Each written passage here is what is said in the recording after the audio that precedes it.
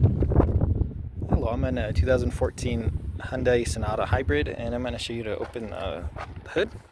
So first, you'll want to go over your buttons here, not these two, but just straight below. You'll see this lever and pull.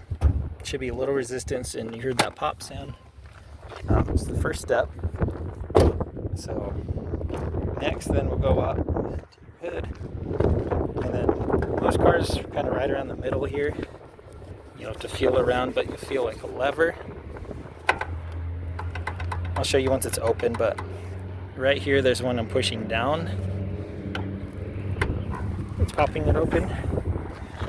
So this right here, you pull up or push it down with this. So you see that down or with this.